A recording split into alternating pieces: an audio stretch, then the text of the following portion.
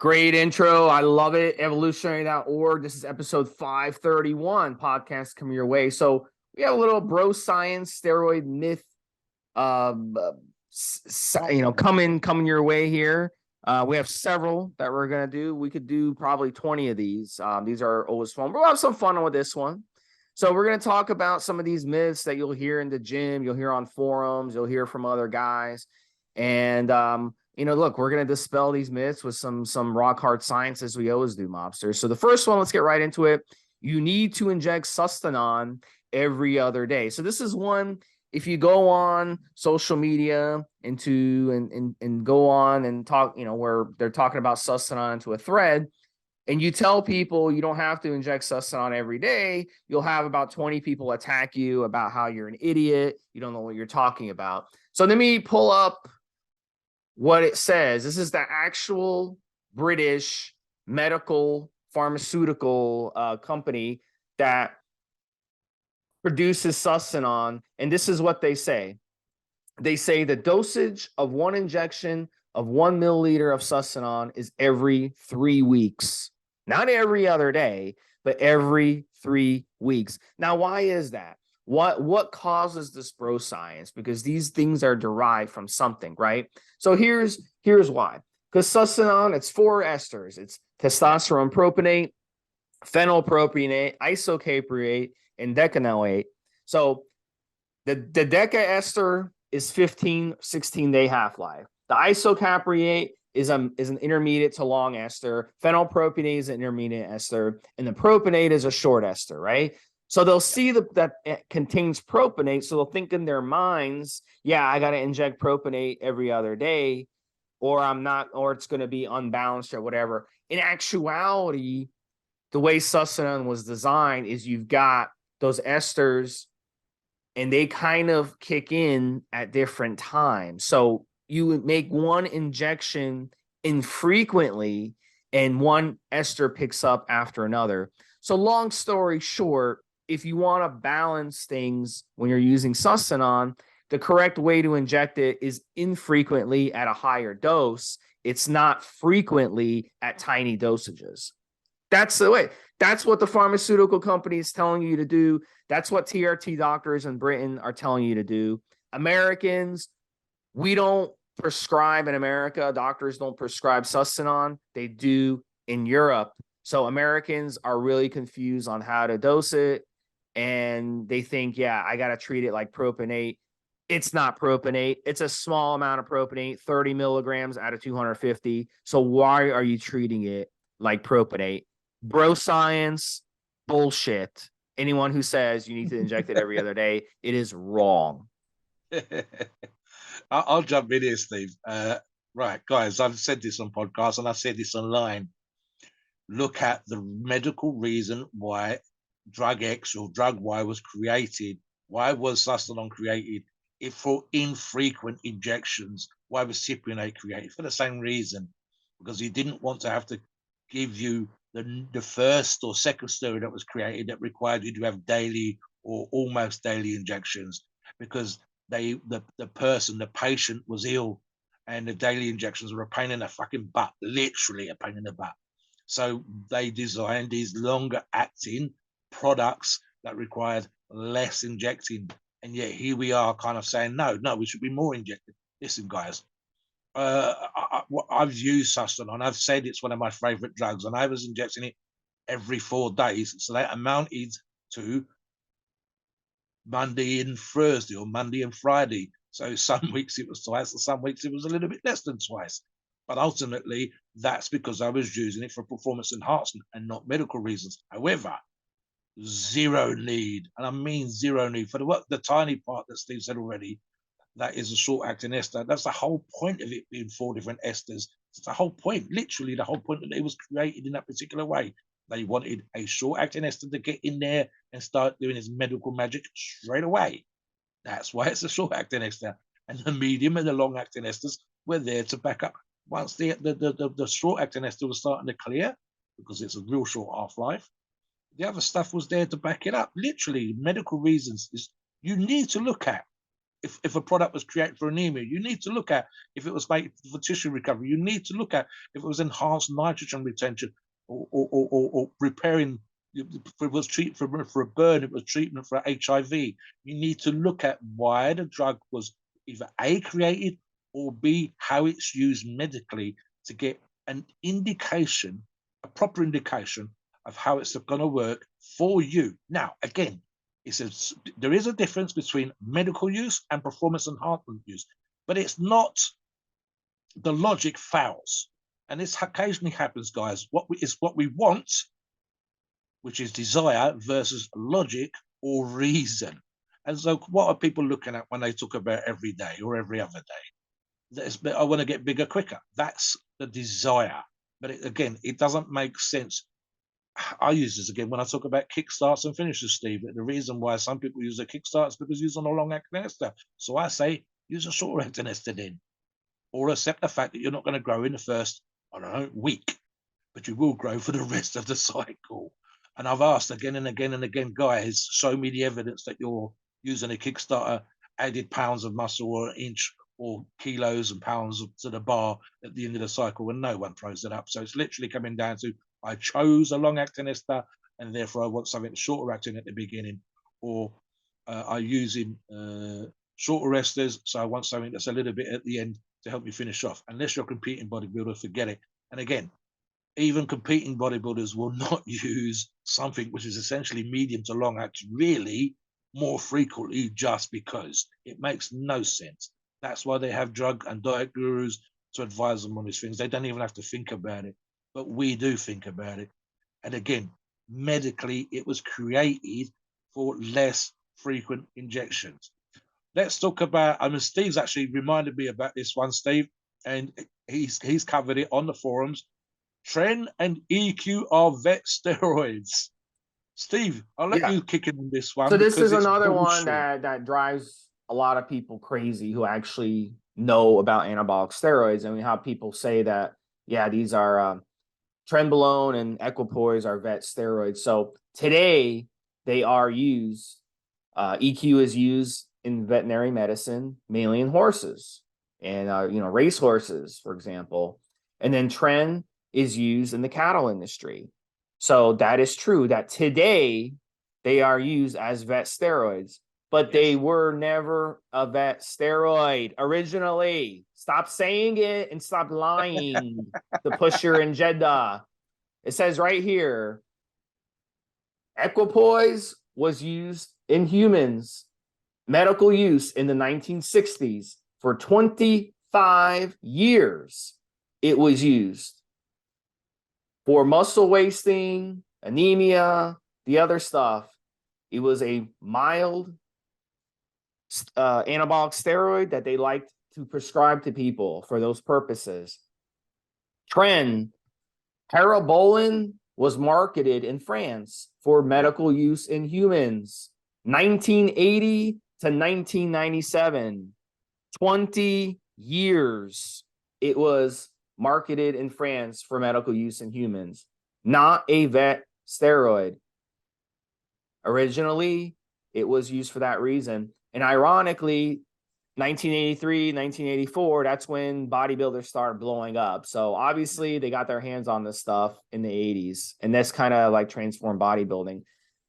But if anything, these are anabolic steroids. All anabolic steroids are the same thing. They came from being used in medicine, and then in the fitness world, we've hijacked them, jacked up the dosage, and used them to benefit us in bodybuilding or other types of fitness. So that's how it works. With all these anabolic steroids, they all have a medical background. They all were designed for that purposes, unless they were developed. Now, there are some anabolic steroids that were developed specifically for PED usage, and trenbolone was one of them.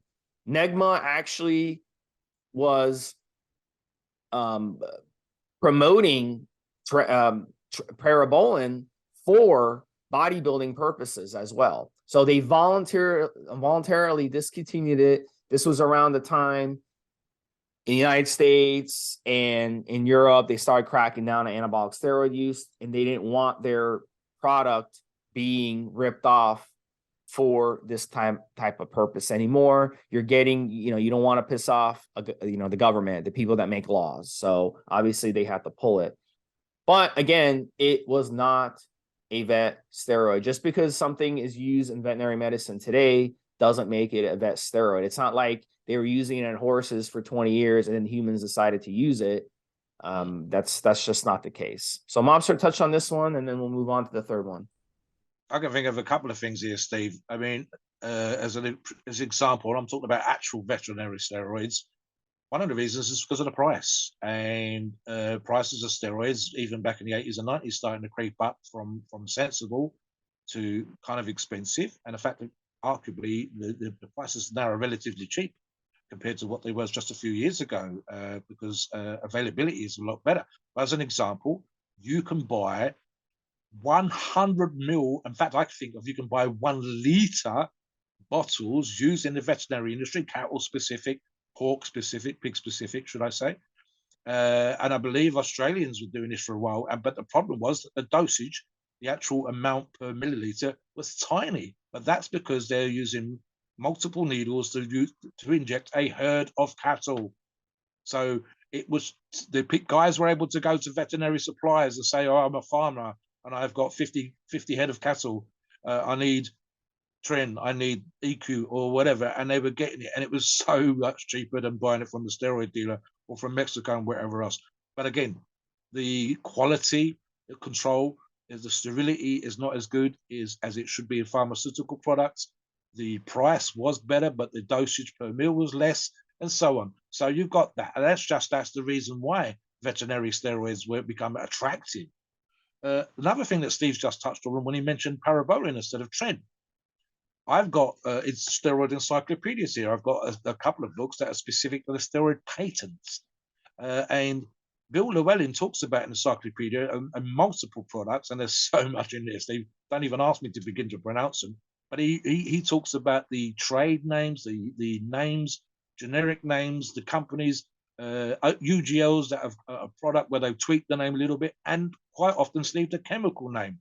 So what we think of as EQ or what we think of as Tren, multiple, a Tren is a good example with Steve's parabolin, had a chemical name, a trade name, and then a product name from different pharmaceutical companies, versus just saying Tren or just saying EQ.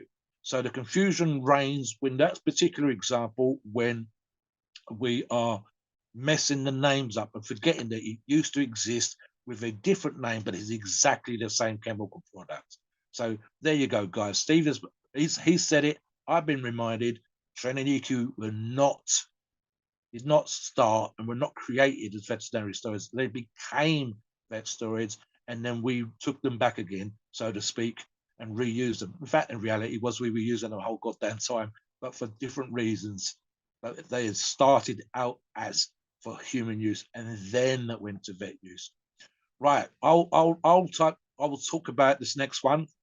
You need testosterone always as a base. No, you don't.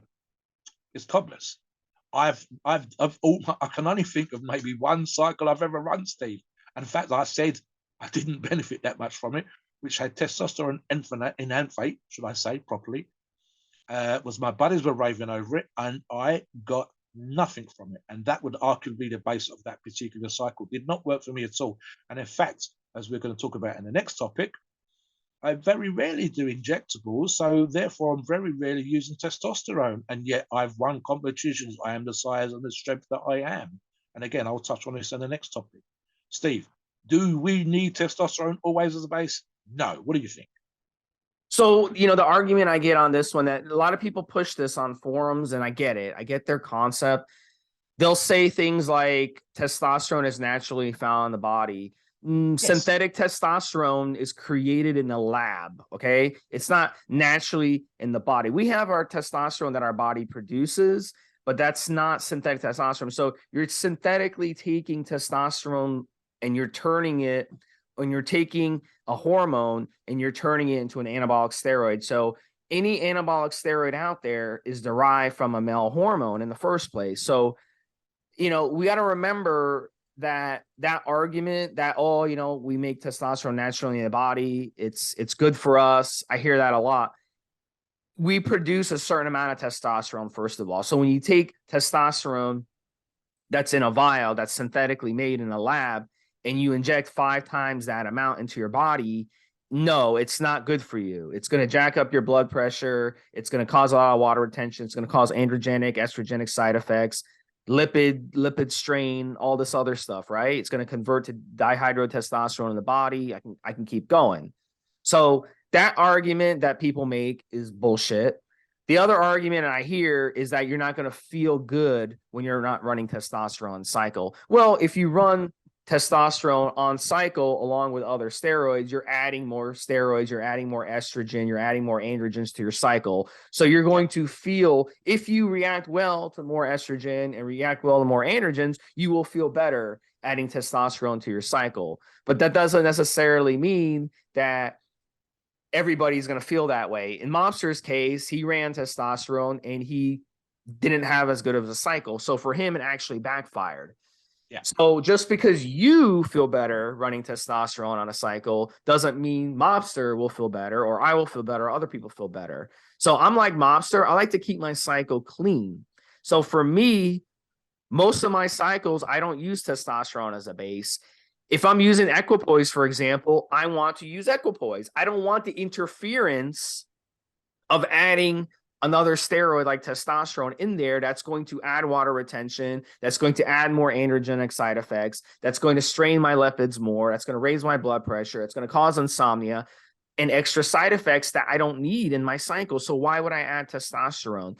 Again, if you like to use testosterone in a cycle and you feel good on it and you like the way it makes you feel, fine, run it. But to say that someone else has to run it on your cycle, there's no basis for it. There's no factual evidence to prove that you need testosterone on a cycle. I just explained that it's made in a lab. Adding more testosterone to your cycle, you're adding a synthetic hormone to your body. It's not your body, the actual testosterone being produced here. It's something that was made in a lab. So that argument that I hear, that's the number one argument I hear from people who say run test as your base. It's just not true in the first place. You're still running a synthetic steroid and a synthetic hormone that was produced in a lab. So that argument doesn't hold water with me. So you can come on and comment in this. I would love to hear your comments. If those of you who think you need testosterone as your base, comment in down below and come up with something better. And I would love, we would love to talk about it. We'll love come on the forum and we'll debate it. We'll definitely do it. Yeah. I'll jump in here again, Steve. One more point, and then we'll talk about the next topic. So I'm thinking of the whole Balco debacle back in the day, where they were enhancing athletes to not only be better at the athletic sports that they were involved in, but also to get through the test without getting caught. And they weren't all on testosterone as a base. You could see what they got caught for. You could see what they failed the test for. You could see what products were supposedly getting through the test. And again, Steve's just covered it. All steroids are testosterone based anyway. So there's that argument. You can talk about the athletes and what they were able to do, the world records that they got before they got caught, and they weren't all using testosterone. And of course, what we're talking about here, guys, is essentially either aesthetic enhancement or performance enhancement.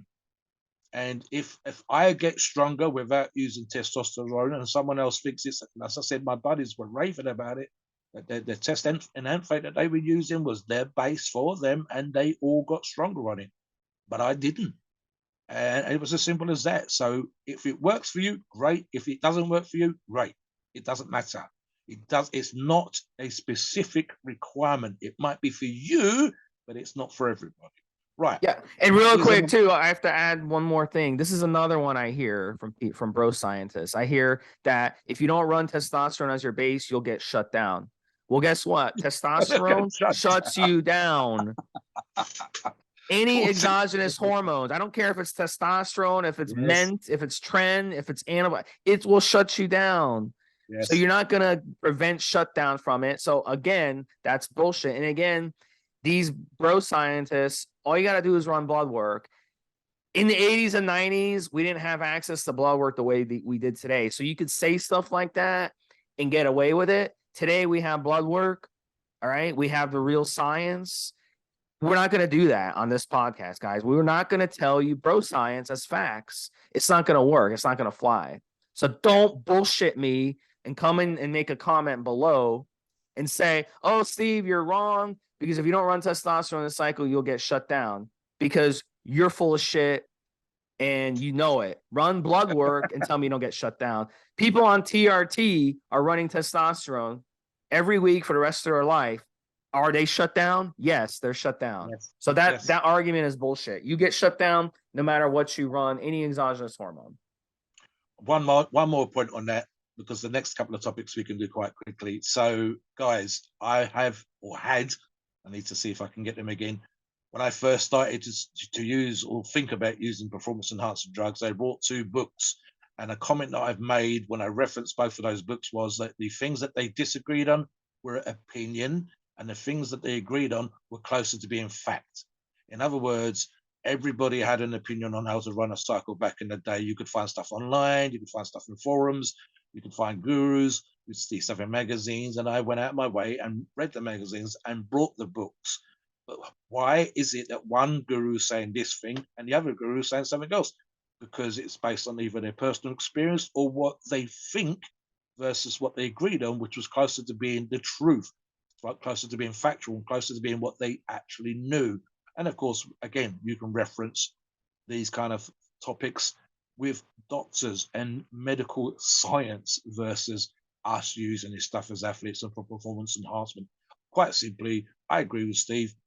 You're using steroids in any kind of form, you're going to get shut down. It might be a question of degrees, but you're getting shut down. So the next topic, guys, you can't run oral only cycles. I'm going to echo Steve here again. It's bullshit. Loads of my cycles have been oral only cycles. Now, I know on our forums, and I'll mention it because he's a lovely guy, Dylan Gamelli is not a fan of oral only cycles or just oral cycles full stop. But Dylan has his own personal specific reasons for that. And of course, it comes down to his experience, the build, how he wants to look. I've used multiple oral only cycles, multiple. I'm not a big fan of injecting. I've done it. I can get people to do it. I've mentioned it just now at the beginning of this podcast. But I've done a load of oral only cycles, and I have, before I started using PEDs, world-class feats of strength and world records. And I've still got world records now since I use PEDs. I might get world records in the future, God damn it. Again, as per something else we talked about, I weigh today 321 pounds. My arms are nearly 20 inches. I'm 6'3", blah, blah, blah, blah, blah. It's not all about me, guys. But again, this is using oral only cycles. One of my favorite cycles to do is Anavar, oral only. Steve, it's such bullshit. Of course you can. Now, the difference between using orals all the time and the potential risk for issues with your liver and kidneys because of the first pass through the blah, blah, blah, it's not good. And there's a slightly lesser risk in that particular way. It's not completely negated, guys. That's bullshit as well. Using injectables. So it's not an ideal situation, but we can get into how I negate that at some point in the future. But quite simply, it's, to use a crude British word, bollocks. Of course you can. In fact, arguably, Steve, and I'll let you jump in here, the great and vast majority of PED users, especially back in the days, very first cycle was Dianabol. In other words, an oral-only cycle. So, in other words, historically, the great and vast majority of PED users have run oral-only cycles. It was their first cycle, their best cycle. What do you think, Steve? Well, you can inject Dianabol. So now does that make it okay? Can I do injectable Dianabol for a cycle, but I can't do oral Dianabol? Winstrol, same thing. There's tablets, there's injectable Winstrol. Does it mean I can do injectable Winstrol by itself? And that's okay, but I can't do oral Winstrol. You see, so I think that's the basis of it. Here's the thing though, this bro science has some legitimacy to it. Because even though I know people who have been doing just oral only steroids for 20 years, 25 years, and in being able to get away with it and be successful. I would say over the long term, you don't want to be taking pills every day, for 8 weeks, then cycling off, then taking pills for 8 weeks, every day and cycling. Over time, injectables makes more sense. You can do injectables once or twice a week. It's a hell of a lot more quick, and you're not going to forget to take them every day. You're not going to, lose your schedule. So I get it. This kind of has, I think, long term, if you want to, cycle steroids, it makes more sense to use the bulk of it being injectables. I get that part. But, at the same time, oral only steroids, we go back to the topic before, oral only steroids will shut you down. That's the number one argument I hear, why not to use oral steroids. But you got to remember, any exogenous hormone will shut you down. Doesn't matter. You could run an Anavar for 8 weeks and run testosterone with it. You're going to get shut down, whether you run the test with it or you don't. So again, it goes back to, the logic. And then the first point I made is something that I'll bring up to people on forums when they say you shouldn't run oral only steroids. I say, well, is it okay if I run Dianabol, injectable Dianabol? There's sources that make injectable Dianabol. There's sources that make injectable Winstrol. So that's okay, but I can't do a tablet of Winstrol. What's the difference? It's going to hit the liver the same way. And then same thing with testosterone. I can flip the argument. There's injectable testosterone. 99.9% of the time, people are going to use injectable testosterone. But you know what? There's also something called Andriol, which is testosterone in a pill. It can be used as well. So that it's prescribed by doctors for testosterone replacement therapy. Why are doctors prescribing a pill, an oral only for TRT, for long-term TRT, if you can't do it? Doesn't make any sense. But I get the concept behind it, because if you want to run big cycles in the future, you're going to have to run injectables. If you want to run 2 grams of steroids, you're going to have to run injectables. You can't just get away with just running orals. So I get that part. But again, this is bro science, just to straight up and say you can't run oral only steroids. It's just not true. So Mobster, finish that point and we'll do the last one. Yeah, I mean, just an example here, guys. And again, I've referenced the fact that I've got steroids encyclopedias here. There are injectable cycles which are methylated. So injectable steroids, which are methylated. And so the issue with an oral steroid, the methylation, in other words, what makes it get past the first pass of the liver so you get maximum absorption through the body, it still applies to some injectable steroids. It's as simple as that. So the risk factor, the idea that you use, for example, 4, 6, or 8 weeks of an oral steroid and your issues are with your liver and kidneys can still apply to some injectable steroids if they've been methylated, whether they are Dianabol or EQ or Winstrol, Dianabol, Winstrol, as Steve said, or other steroids that have had that methylation, that action applied to them in the lab to allow them to be absorbed in the body. They're still going to cause that issue. And of course, it's a question of degrees. For example, Steve, I've never run an oral cycle for 16 weeks. And I do agree in this particular case with Dylan that ideally, and in fact, my last 2 oral cycles have been 4 to 6 weeks and not 8 weeks. And again, that's because I've done multiple oral cycles, because I might do more than 1 cycle in a year, very rarely. And I'm trying to negate or mitigate the risk factors therein. And then, of course, I do things like using organ protectors and staying off diet and up in my water intake during the time I'm on steroid, and so on and so forth, to try and negate as best as possible the side effects, not abusing alcohol and so on and so forth. So there's a bunch of things you can do, but the simple fact of the matter is you can run oral only cycles. The last one for us, Steve, today is, and we will have another 2 more episodes at least, if not more, you need 2 times your body weight in grams in protein on cycle. Let's give you an example, Steve, and I'll start this one off because you and I talked about this in the pre-show. And I mentioned it already, guys. I've trained this morning. I weighed on the scales, dressed, 321 pounds. Let's imagine, for you perverts out there, that I was naked and I was, I don't know, 312, 313, 314 pounds. Does that mean if I'm on cycle that I have to run 628 grams of protein? Does it? Fuck. Absolutely not. The truth of the matter is, guys, and I'll let Steve jump in on this as well, I don't even use the amount of protein that some of the guys that are running logs on the forum right now, 2 of these guys are competing. 2 of our members are competing on stage. I think one's 40 plus, one's 50 plus. They're or thereabouts. These are not giants. Both of these guys are around 170, 180 to 200 pounds, I think. And I believe one for sure, because I looked at the log this morning, is using around 300 grams of protein a day. I don't. I weigh 321 pounds, dressed on the scales this morning with my shoes on, and I'm probably using, Steve, 120, 125, 130. Now, when I'm not in the gym and I am getting the steps, the rest of my day is relatively stress-free, and I'm working on the forums, I'm doing these podcasts, etc. But some of my day is, 6,000 steps, and some of my days in the gym. That's 4 days a week. I'd get my steps every single day, and I might occasionally have I've put this on my Facebook page, Steve. I go and have an 18-ounce mixed grill or have a tomahawk steak. I'm definitely getting a lot more than 200 grams on occasion, but the average for me is around 120, maybe 140 grams a day. So do I need to double up to 280 grams on cycle? No. I mean, let's just use straightforward, simple maths. And Mike Mentzer's actually covered this back in the day. There is science about what the survival levels, and then there's science from statistics that talks about the amount of protein in the American and the British diet, as an example again. And then there's obviously what we want as athletes. Do we need more than a man in the street if we go to the gym and hit the weights hard and we want to grow? Yes.